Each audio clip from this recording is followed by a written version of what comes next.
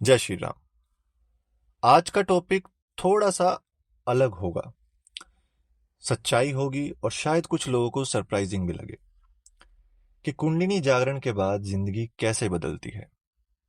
देखो, आपने तो इंटरनेट पर बहुत सारी चीज सुनी होंगी।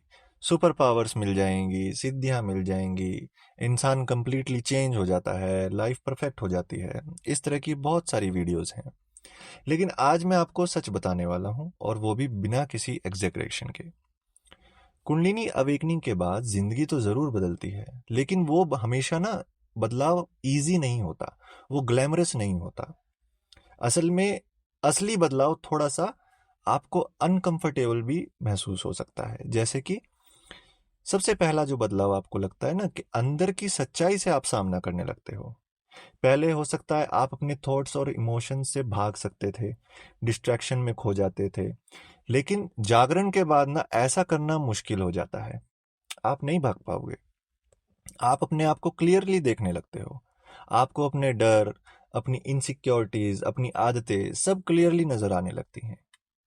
ये फेज थोड़ा हैवी लग सकता है, क्योंकि ये वो चीजें होती हैं जिन्हें हम नॉर्मली इग्नोर कर देते हैं। ये यहीं से ही रियल ग्रोथ स्टार्ट होती है। दूसरा चेंज पता है क्या आता है? इमोशनल रिलीज होने लगता है एक इंसान का, और वही हमारी हीलिंग होती है। कभी कभी बिना रीजन के आंसू आ जाना, कभी पुरानी यादें वापस आ जाती हैं, कभी आपको लगता है आप ज़्यादा सेंसिटिव हो गए हो, छोटी छोटी बातें महसूस करने लगते हो। और सच ये है कि आप वीक नहीं हो रहे, आप खुद को ही हील कर रहे हो ऐसा करके। जो इमोशंस सालों से आपने अंदर दबाए हुए थे, अब वो छोटी छोटी बातों पर बाहर निकल रहे होते हैं। तीसरा बदलाव आता है आपके रिश्तों के साथ, वो बहुत जल्दी शिफ्ट होने लग जाते हैं। और ये सबसे बड़ा टफ पार्ट है, लोग सबसे ज़्यादा इसी में उलझ जाते हैं। आप नोटिस करोगे कि कुछ लोगों के साथ आपको कनेक्शन नेचुरली कम होने लगता है। आपके जीवन में कुछ ऐसे लोग आते हैं, कुछ नए लोग आते हैं आपकी लाइफ में, जिनसे आप कनेक्टेड फील करते हो, लेकिन जो एग्जिस्टिंग रिलेशनशिप्स हैं ना आपके, उनके साथ आपकी बातचीत, उनका समय अपने आप कम होने लगता है। आपको उनमें ज़्यादा चीज़ें ढूंढने को नहीं मिलती, क्योंकि अब आपने खुद को पहचानना सीख लिया है। आपको पता चल जाता है कि मेरी वाइब्स किससे मिल रही हैं, मेरी एनर्जी किन लोगों के साथ मिलती है।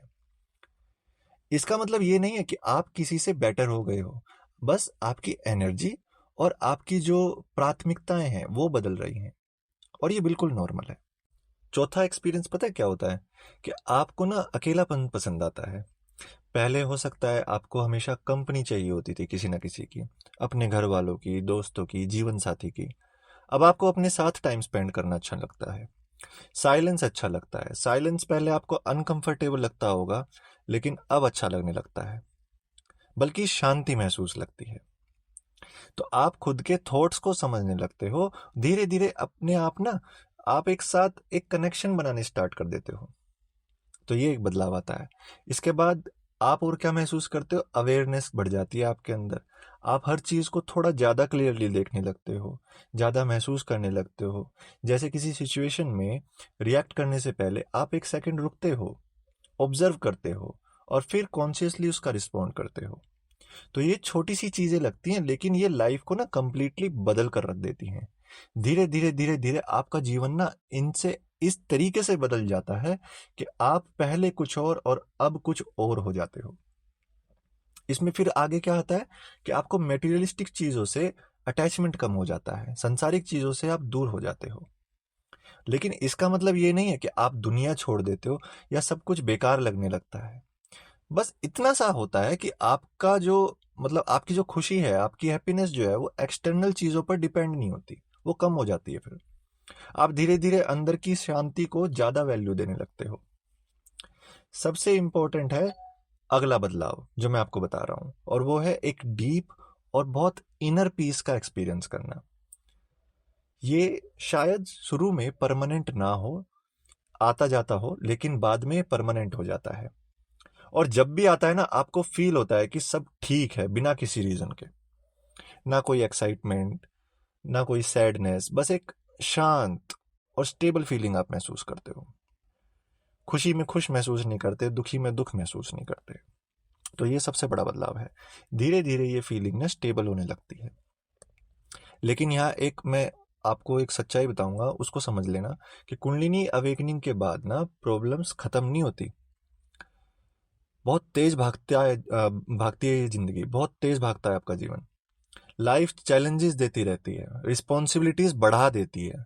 डिफरेंस सिर्फ इतना होता है कि आप उन्हें हैंडल कैसे करते हो। आप अंदर से थोड़े ज्यादा स्टेबल हो जाते हो, थोड़े ज्यादा अवेयर हो जाते हो, थोड़े ज्यादा रियल हो जाते हो। तो कुंडलिनी का मतलब एस्केप नहीं होता, भागना नहीं होता। कुंडलिनी का मतलब होता है फेस करना, लेकिन एक नए लेवल की अवेयरनेस के साथ। आपकी कैपेसिटी बढ़ जाती है चीजों को बदलने की। तो अगर आप इस जर्नी पर हो या आपको लगता है कि आप कुछ चेंजेस फील कर रहे हो, तो आप मुझे बता सकते हो। ऐसी चीजों में पेशेंस रखना बहुत जरूरी है। देखो, ये कोई रेस नहीं है। हर इंसान का टाइमिंग अलग अलग होता है। अगर आपका कोई पर्सनल एक्सपीरियंस है तो मुझे जरूर बताना। मैं सबके कमेंट्स पढ़ता हूँ और रिप्लाई भी करता हूँ। तो ऐसी ही चीज़ों को आप बहुत अलग एक्सपीरियंस में नहीं शेयर कर सकते। इसके बहुत कम शब्द बने हुए हैं इन चीज़ों के। मैं अभी कोशिश कर रहा हूँ कि कुंडलिनी के बारे में और चीज़ें बताऊँ। एक्सपीरियंसेस क्या होते हैं, इसमें किस तरीके से इंसान महसूस करता है, या फिर किस तरीके से इसके साथ जिया जाए, इन चीज़ों पर अब मैं लेके आ रहा हूँ। क्योंकि पहले तो मैं वीडियो बना ही चुका हूँ, बहुत सारे लोगों की कुंडलिनी जागृत भी हो चुकी हैं। मैंने बताया था एक वीडियो में कि पहले तो पसीना आता है, फिर वाइब्रेशन होती है शरीर में, और हो सकता है व्यक्ति 2 से 3 इंच जमीन से भी उठ जाता है। तो बहुत सारे लोगों को चीजें महसूस हुई हैं। मेरे को फोन आते हैं, मैसेज आते हैं, लेकिन व्यक्ति कंट्रोल नहीं कर पाता। और दूसरी बात क्या है ना, हर कोई व्यक्ति कुंडलिनी को कंट्रोल करना चाहता है। आप नहीं कर पाओगे कंट्रोल।